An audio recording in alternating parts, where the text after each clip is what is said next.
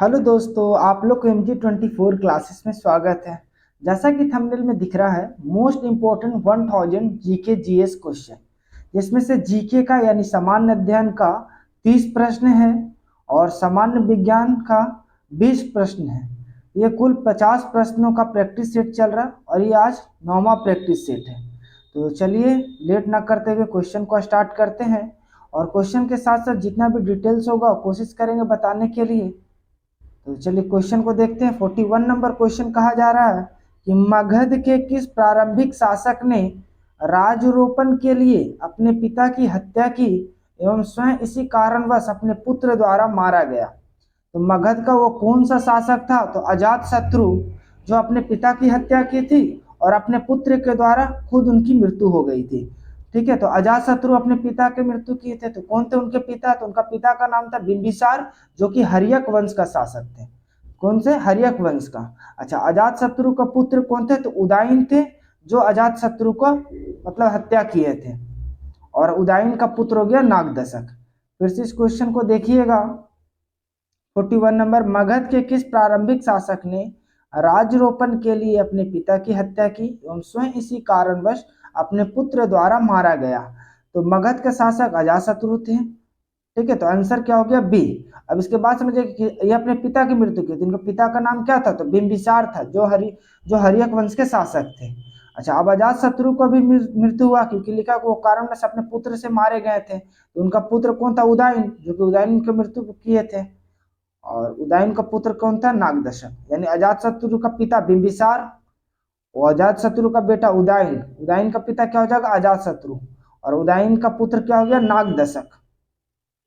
Next question पे आते हैं। 42 नंबर क्वेश्चन कहा जा रहा है कि चोलों के अधीन ग्राम प्रशासन के बहुत से ब्यूरो जिन शिलालेखों में है वह कहाँ है? तो वो क्या है? उत्तर मेरूर। फिर से इस क्वेश्चन को सुनिएगा। चोलों के अधीन ग्राम प्रशासन के बहुत से ब्यूरो जिन शिलालेखों में है वे कहाँ है? तो उत्तर मेरूर में है। उत्तर मेरूर में। अच्छा, चोल वंश का संस्थापक कौन है? तो विजय आलिया। चोल वंश का शासनकाल कब से कब तक चला था? तो 1850 से 1887 ईस्वी। चोल वंश की राजधानी क्या थी? तो तंजौर या तंजौर। ठीक है, यानी ये वाला राजधानी क्या हो गया?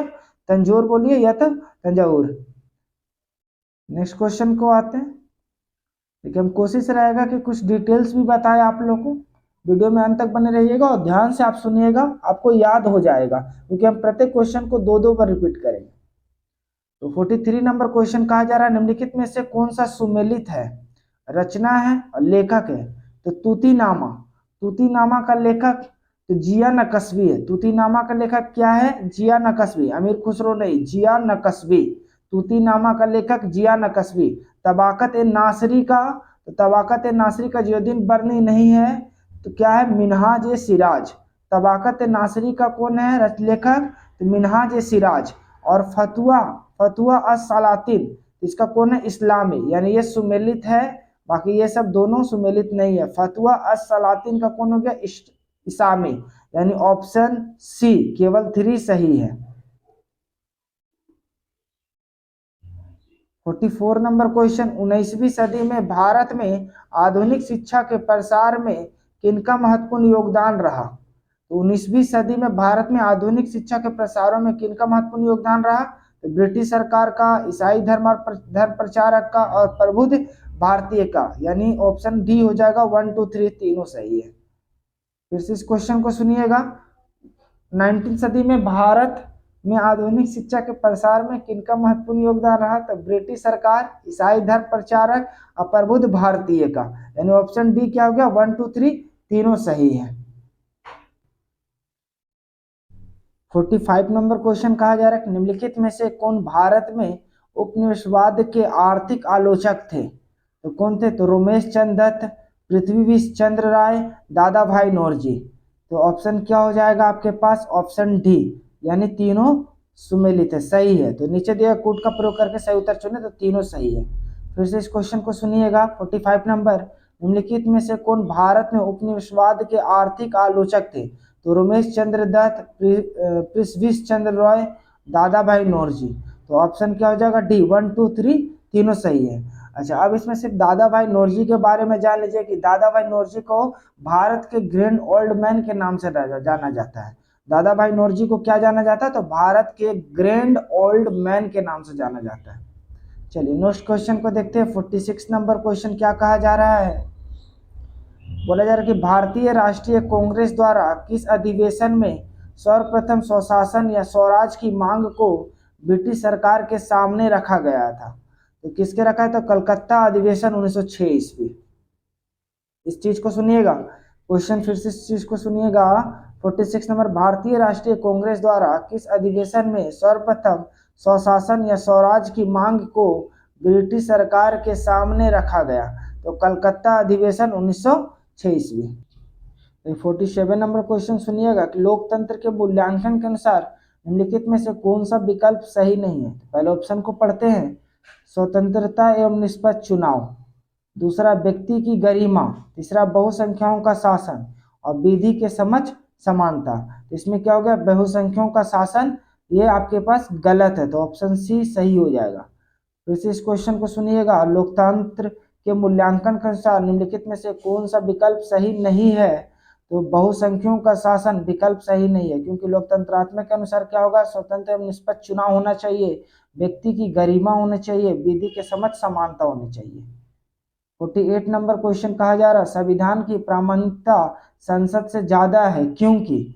तो संविधान ही बताता है कि संसद कैसे बनाए जाएं और उसे कौन कौन सी शक्तियां प्राप्त होगी। फिर से इस क्वेश्चन को सुनिएगा, फिर इसे रिलेटेड फैक्ट भी बताएंगे। संविधान की प्रामाणिकता संसद से ज्यादा है क्योंकि? क्योंकि संविधान ही यह बताता है कि संसद कैसे बनाए जाए और उसे कौन कौन सी शक्तियां प्राप्त होती है। अच्छा, अब इसे रिलेटेड फैक्ट सुनिएगा, ठीक है। संविधान बनाने में कितना दिन लगा था? तो 2 वर्ष 11 माह 18 दिन। संविधान कब पारित हुआ था बन करके? तो 26 नवंबर 1949 को पारित हुआ था। 26 नवंबर 1949 को पारित हुआ था और 26 जनवरी 1950 को लागू हुआ था। संविधान दिवस कब मनाया जाता है? तो 26 नवंबर को संविधान दिवस मनाया जाता है। 49 नंबर क्वेश्चन कहा जा रहा है संविधान का निम्न अनुच्छेदों में से कौन एक उपबंधित करता है कि मत बराबर होने की दिशा में लोकसभा अध्यक्ष का मत निर्णायक होगा और वह उसका प्रयोग करेगा? तो अनुच्छेद 100 में। फिर से इस क्वेश्चन को सुनिएगा, 49 में, संविधान का निम्न अनुच्छेदों में से कौन एक उपबंधित करता है कि मत बराबर होने की दिशा में लोकसभा अध्यक्ष का मत निर्णायक होगा और वह उसका प्रयोग करेगा? तो अनुच्छेद 100 में।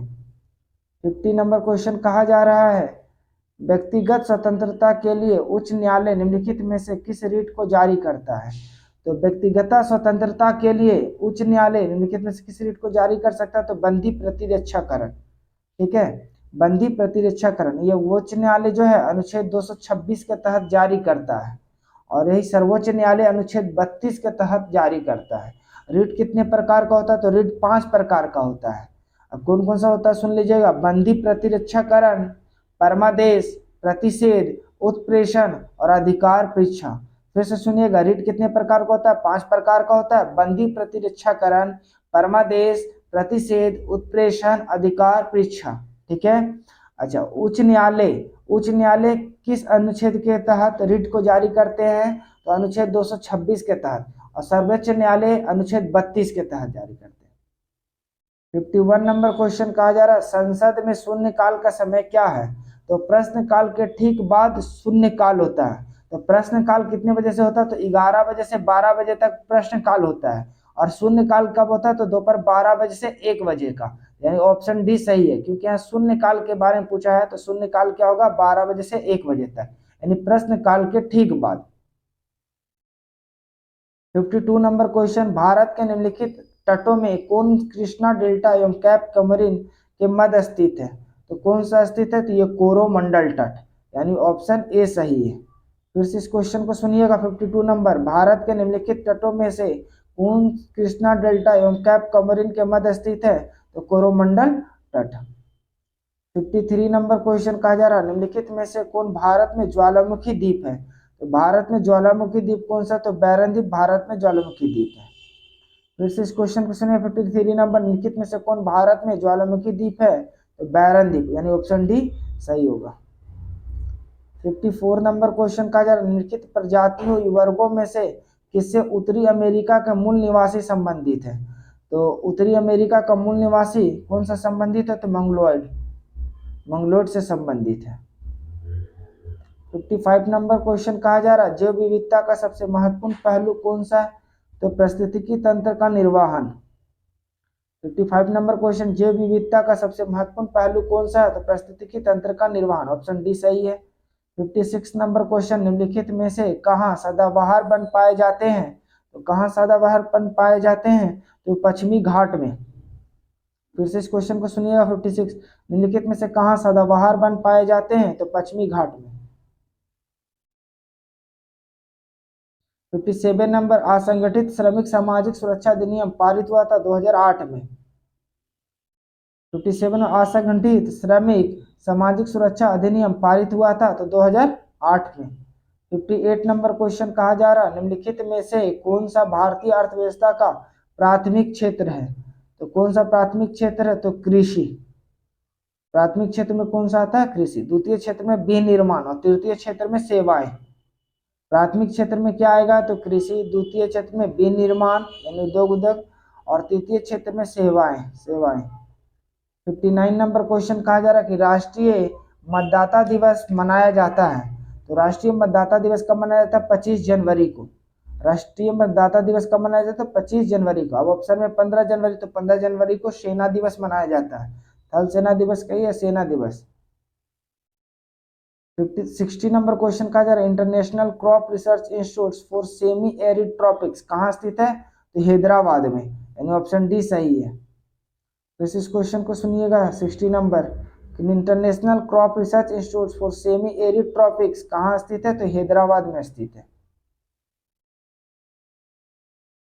61 नंबर माडेका कप का संबंध किस खेल से है? तो माडेका कप का संबंध फुटबॉल से है। फिर से इस क्वेश्चन को सुनिएगा। माडेका कप का संबंध किस खेल से है? तो माडेका कप का संबंध फुटबॉल से है। अब जान लीजिए कि फुटबॉल में कितने प्लेयर होते हैं? तो फुटबॉल में 11 प्लेयर होते हैं। फुटबॉल में कितना प्लेयर होते हैं? 11 प्लेयर होते हैं। हॉकी में कितना होते हैं? 11 प्लेयर होते हैं। पोलो में कितना होता है? 4 प्लेयर होते हैं। वाटर पोलो बोलेगा तो 7 प्लेयर होते हैं। अगर यही बोलते हैं वाटर पोलो तो उसमें 7 प्लेयर हो गए। हॉकी में 11, फुटबॉल में 11, पोलो में 4, वाटर पोलो में 7, क्रिकेट में बोलेगा तो 11, रग्बी फुटबॉल बोला जाएगा तो उसमें 15 प्लेयर होता है। हैंडबॉल में 7 होगा, वॉलीबॉल में 6 होगा, खो खो में 9 होगा, बास्केटबॉल में 5, बेसबॉल में 9। 62 नंबर क्वेश्चन कहा जा रहा है कि चेरोकन किस राज्य का लोक नृत्य है? तो ये मिजोरम का लोक नृत्य है। मिजोरम का लोक नृत्य और क्या? चेराव है और चेरोकान है। अब जान लीजिए कि मिजोरम, तो मिजोरम की राजधानी, ध्यान से सुनिएगा, मिजोरम की राजधानी आइजोल। वहां का मुख्यमंत्री कौन है? जोरमथंगा। राज्यपाल कौन है? कंभापति हरिबाबू। अच्छा, जो ऑप्शन में बचा हुआ उसके बारे में सुनिएगा। मेघालय, मेघालय की राजधानी क्या होगा? शिलोंग। मुख्यमंत्री कौन है? कॉनराड संगमा। राज्यपाल कौन है? तथागत रॉय। अच्छा, यहाँ पर असम, तो असम की राजधानी दिसपुर। मुख्यमंत्री कौन है? हेमंत बिस्वा शर्मा। राज्यपाल कौन है? जगदीश मुखी। अब ऑप्शन में बचा राजस्थान, राजस्थान की राजधानी जयपुर। मुख्यमंत्री कौन है? अशोक गहलोत। और राज्यपाल कौन है? कलराज मिश्र।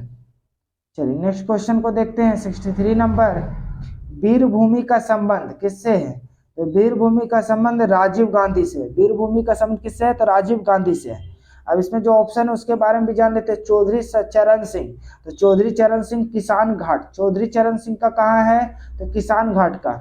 इंदिरा गांधी का, तो इंदिरा गांधी का शक्ति स्थल, इंदिरा गांधी का शक्ति स्थल। ज्ञानी जेल सिन्हा, ज्ञानी जेल सिंह, तो ज्ञानी जेल सिंह का क्या है? एकता स्थल। ज्ञानी जेल सिंह का क्या है? एकता स्थल। नेक्स्ट क्वेश्चन को देखिए। 64 नंबर निम्नलिखित में से किस राज्य में घर घर निगरानी ऐप जारी किया गया है? तो घर घर निगरानी ऐप जारी किया गया है पंजाब सरकार, यानी ऑप्शन ए सही है। निम्नलिखित में से किस राज्य में घर घर निगरानी ऐप जारी किया गया है? तो पंजाब सरकार, ऑप्शन ए। 65 नंबर काले चावल चखाओ के लिए किस राज्य को जीआई टैग प्रदान किया गया है? तो काले चावल चखाओ के लिए मणिपुर को जीआई टैग मिली है, मणिपुर राज्य के लिए। अच्छा, ये जीआई टैग कितने वर्षों के लिए दिया जाता है? तो जीआई टैग 10 वर्षों के लिए दिया जाता है और पेटेंट 20 वर्षों के लिए दिया जाता है।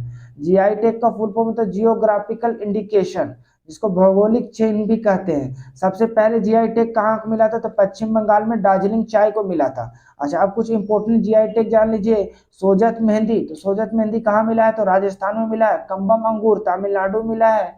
नागा खीरा नागालैंड में। तेजपुर की लीची असम में। मुजफ्फरपुर की लीची शाही लीची, मुजफ्फरपुर की शाही लीची बोले तो बिहार हो गया। और कतरनी धान बिहार। सोहराई गोबर पेंटिंग कहाँ का है? झारखंड का। 66 number question, Paytm payment bank के सीईओ निम्नलिखित में से कौन है?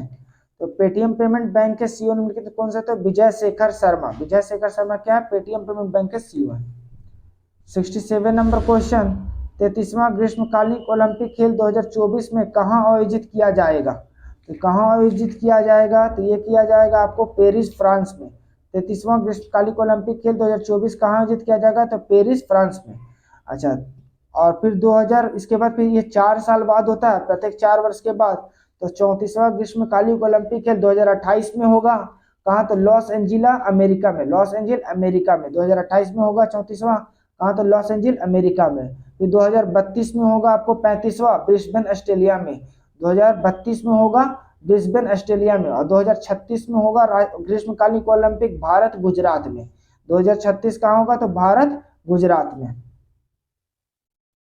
68 नंबर क्वेश्चन, 1 अक्टूबर 2021 से 31 मार्च 2022 तक वर्ल्ड एक्सपो 2020 का आयोजन कहाँ किया जा रहा है?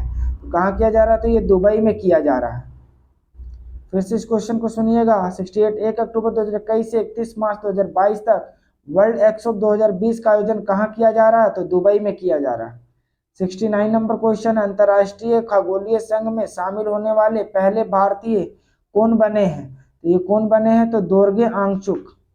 फिर से सुनिएगा। 69 नंबर क्वेश्चन, अंतर्राष्ट्रीय खगोलीय संघ शामिल होने वाले पहले भारतीय कौन बने हैं? तो दोरगे आंगचुक। ऑप्शन बी सही है। 70 नंबर क्वेश्चन कहा जा रहा है कि ब्रिटेन द्वारा वर्चुअल रूप से आयोजित 47 G7 शिखर सम्मेलन का थीम क्या है? तो 47 G7 शिखर सम्मेलन का थीम क्या है? तो बिल्ड बैक बेटर, यानी ऑप्शन सी सही है, बिल्ड बैक बेटर। अच्छा, अब जान लीजिए G7 में सदस्यों की संख्या कितना है? 7। इसको कैसे याद रखिएगा? तो जीएफ को जूस पिलाए। ठीक है, जीएफ को जूस पिलाएं। अब जैसे यहाँ पर है जीएफ को जूस पिलाएं, तो अब क्या हो गया? जी से क्या हो गया? जर्मनी। एफ से क्या हो गया? फ्रांस। फिर जे से हो गया जापान। यू से यूनाइटेड स्टेट ऑफ अमेरिका। और आई से हो गया इटली। सी से कनाडा। और आपके पास ई से हो जाएगा आपके इंग्लैंड।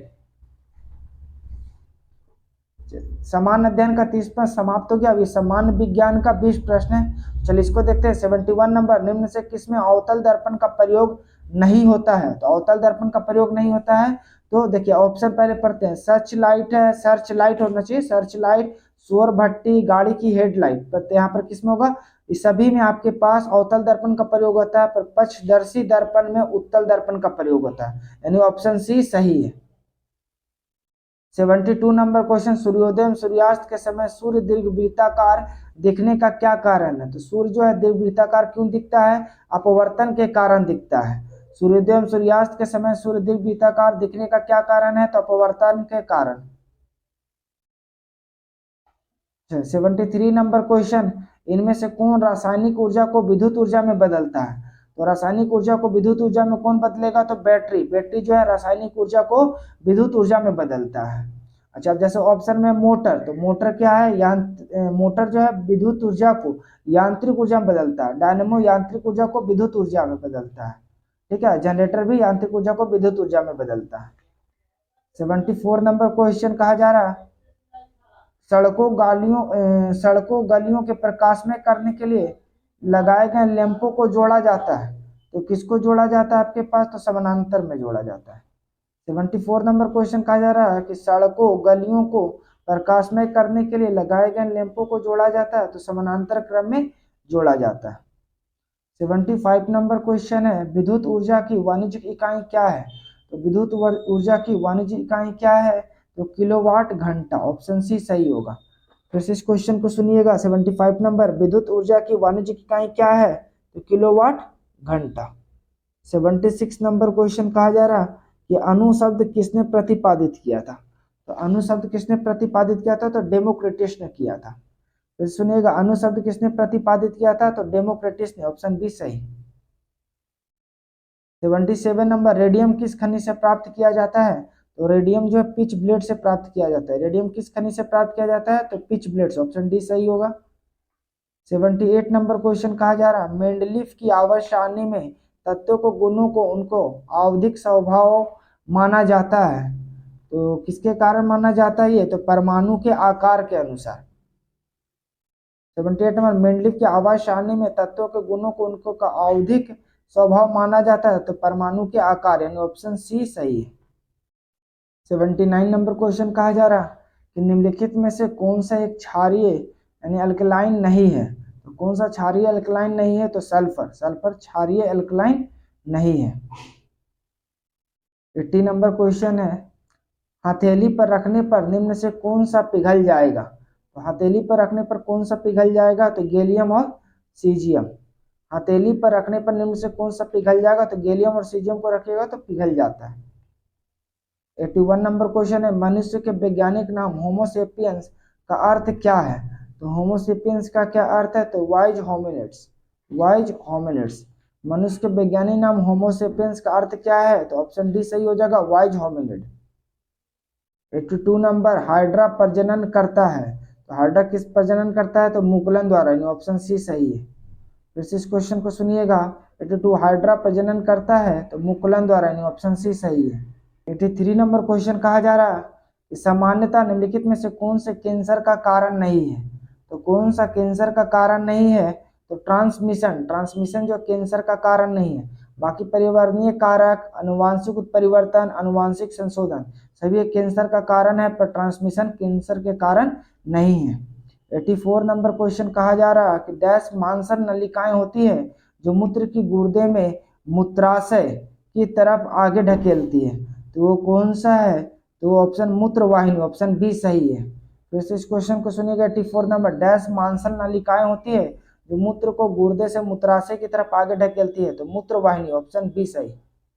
85 नंबर क्वेश्चन कहा जा रहा है कि पुरुष प्रजनन तंत्र के उस अंग की पहचान करें जो शुक्राणु और मूत्र दोनों के लिए एक ही मार्ग का निर्माण करता है। तो वो कौन सा है? तो मूत्र मार्ग। फिर से 85 नंबर सुनिएगा, पुरुष प्रजनन तंत्र के उस अंग की पहचान करें जो शुक्राणु और मूत्र दोनों के लिए एक ही मार्ग का निर्माण करता है। तो मूत्र मार्ग। 86 नंबर क्वेश्चन देखिएगा, कौन सा विटामिन और शरीर में कैल्शियम के अवशोषण को बढ़ाता है? तो कैल्शियम और अवशोषण को बढ़ाता है तो विटामिन डी, ऑप्शन बी सही है। 87 नंबर क्वेश्चन, निम्नलिखित में से कौन सा बहुबीजी फल नहीं है? तो कौन सा बहुबीजी फल नहीं है? तो लीची आपके पास बहुबीजी फल नहीं है, ऑप्शन सी सही हो जाएगा। 88 नंबर, कि कौन सा बैकअप के बारे में सच नहीं है? तो बैकअप के बारे में सच नहीं, तो ऑप्शन पहले पढ़ते हैं, कंप्यूटर फाइलों की सटीक प्रतिलिपि होती है, या कारोबार का नियंत्रण योजना का हिस्सा है, पीसी को नियमित रूप से बैकअप की आवश्यकता नहीं है। तो यही आपके पास गलत है, यानी ऑप्शन सी सही हो जाएगा। क्या बोला? फिर से 88 सुनिएगा, कौन सा बैकअप के बारे में सच नहीं है?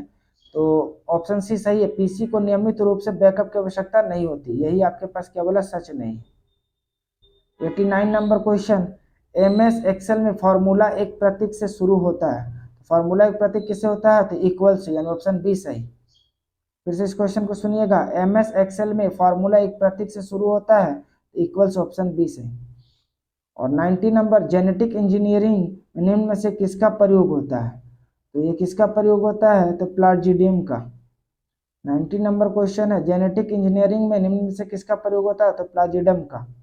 तो चलिए 20 प्लस साइंस का कुछ समाप्त हो गया। और आप लोग को वीडियो कैसा लगा ये कमेंट में बताना है। और डिटेल्स और भी चाहिए तो आप कमेंट में बता सकते हैं, हम और भी डिटेल्स बता सकते हैं आप लोग को। और वीडियो पसंद आया तो आप वीडियो को लाइक करें, अभी तक चैनल को सब्सक्राइब नहीं किए तो कर लें, और साथ ही साथ बेल आइकन को भी दबा लें कि हमारा जो भी वीडियो अपलोड हो तो आप तक नोटिफिकेशन मिल सके। और अपने दोस्तों में ज़्यादा से ज़्यादा इसे शेयर करें। अंत तक वीडियो में बने रहने के लिए धन्यवाद।